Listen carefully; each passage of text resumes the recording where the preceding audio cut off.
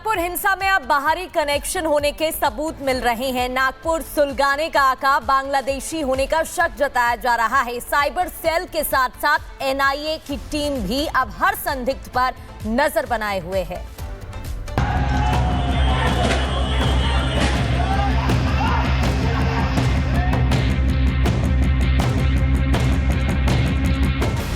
सत्रह मार्च को नागपुर में बरपी हिंसा को लेकर हर रोज नए खुलासे हो रहे हैं।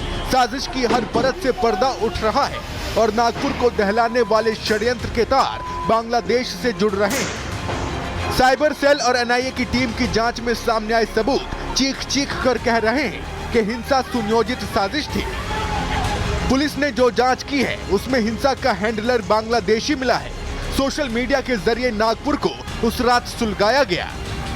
अब तक अलग अलग सोशल मीडिया प्लेटफॉर्म पर 144 लिंक ऐसे पाए गए हैं जिसमें दंगे का जिक्र किया गया है।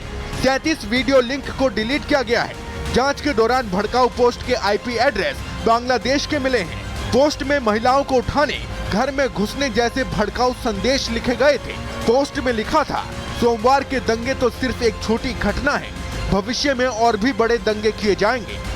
ये वही हिंसा का पूरा इलाका है और यहीं पर ही तमाम जो फोटोज हैं वो पुलिस एडमिनिस्ट्रेशन इकट्ठा करते हुए नजर आ रहे हैं। मैं आपको तस्वीरें यहाँ पर दिखाऊं, आप देखेंगे तमाम फोर्सेज यहाँ पर डिप्लॉय है और खास तौर पर आप इस गाड़ी को देखिए, मोबाइल सर्विलेंस वैन यहाँ पर साफ तौर पर डिप्लॉय की गई है। क्या कारण था कि लोग फेस पे कपड़ा डाले जो है वो खड़े हुए थे, और जबकि आप ऊपर फ्लाईओवर देख रहे हैं, इस रोड पर आपको धूप बहुत कम नजर आएगी, लेकिन इस रोड पर मुंह पे कपड़ा बांधकर बाइक से आना कहीं ना कहीं अपने आप में सवाल खड़े कर रहा है। और यही कारण है कि एडमिनिस्ट्रेशन अब इन फोटोज के आधार पर उपद्रवियों की पहचान करने में जुटी हुई है।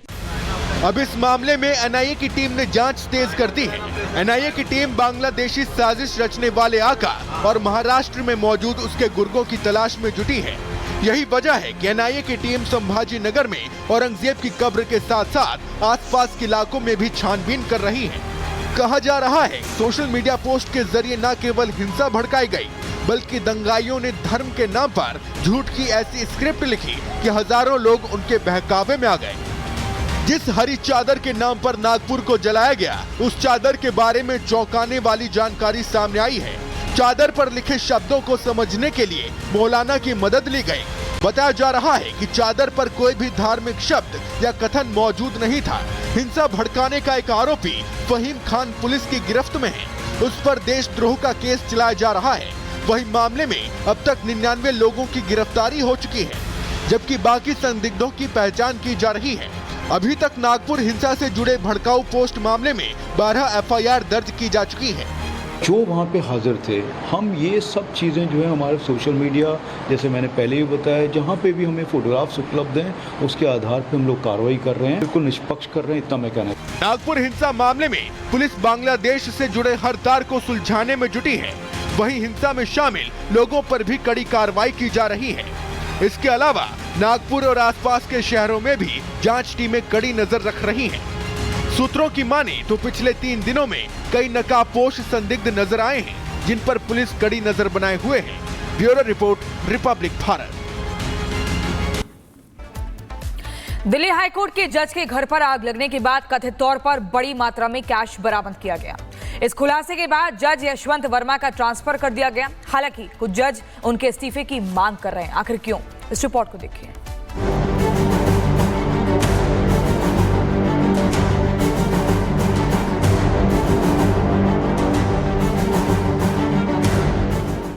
दिल्ली हाईकोर्ट के एक जज के आवासीय बंगले में आग लगी। आग लगने के बाद जो खुलासा हुआ उसने न्यायिक गलियारे में हड़कंप मचा दिया है।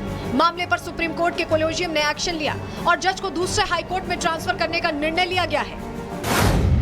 दिल्ली हाई कोर्ट के जज का नाम जस्टिस यशवंत वर्मा है, जिनके सरकारी बंगले में आग लग गई थी। बताया जा रहा है कि जब आग लगी थी तब जस्टिस वर्मा शहर में नहीं थे। उनके परिवार ने फायर ब्रिगेड और पुलिस को बुलाया था। आग बुझाने के बाद उन्होंने कमरे के अंदर कथित तौर पर भारी मात्रा में नकदी रखी हुई पाई।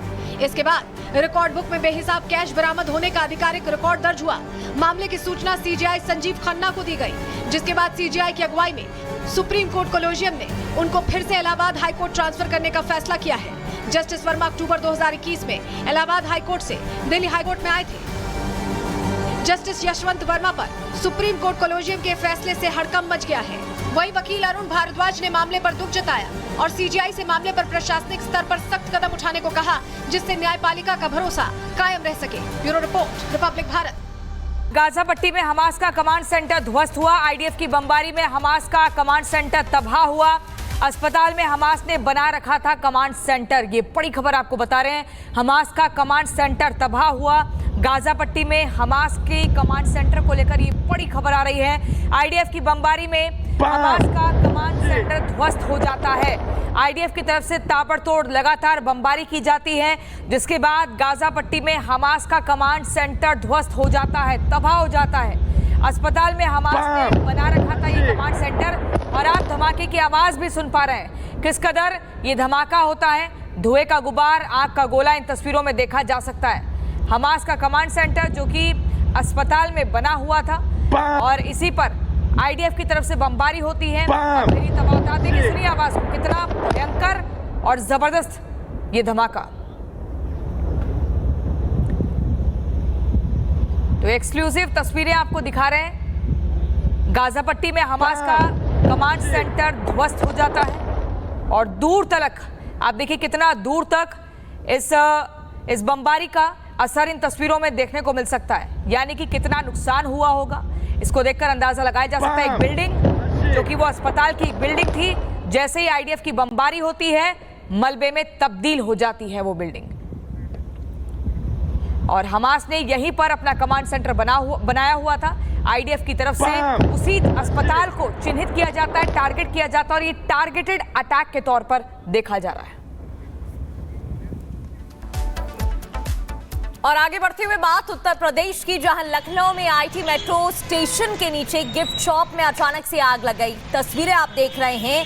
आग को बुझाने के लिए दमकल की टीम मौके पर मौजूद रही। तुरंत सूचना दी गई। आग की उठती लपटें इन तस्वीरों में आप देख सकते हैं। एक्सक्लूसिव तस्वीरें आपको दिखा रहे हैं। लखनऊ में आईटी मेट्रो स्टेशन के नीचे अचानक से गिफ्ट शॉप में आग लग जाती है। देखते ही देखते आग ने विकराल रूप ले लिया, जिसके बाद दमकल विभाग को जानकारी दी गई। टीम मौके पर पहुंची और आग बुझाने का काम शुरू किया गया। कोशिशें जारी बताई जा रही हैं। पुलिस और फायर ब्रिगेड की 2 गाड़ी मौके पर मौजूद। उत्तर प्रदेश के मुख्यमंत्री योगी आदित्यनाथ ने कहा कि राम मंदिर के लिए सत्ता भी गंवानी पड़ी तो कोई समस्या नहीं। ये बात सीएम योगी आदित्यनाथ ने अयोध्या में ही कही है, लेकिन जैसे ही सीएम योगी का ये बयान सामने आता है, उनके इस बयान की चर्चा चारों तरफ हो रही है। देखिए रिपोर्ट। रामनवमी से ठीक पहले यूपी के मुख्यमंत्री योगी आदित्यनाथ आज अयोध्या पहुंचे। सीएम योगी ने अपने अयोध्या दौरे का आगाज हनुमानगढ़ी के हनुमान जी के चरणों में हाजिरी लगाकर की। यहाँ उन्होंने संतों से मुलाकात की और फिर भगवान रामलला के दर्शन के लिए सीएम योगी चल दिए।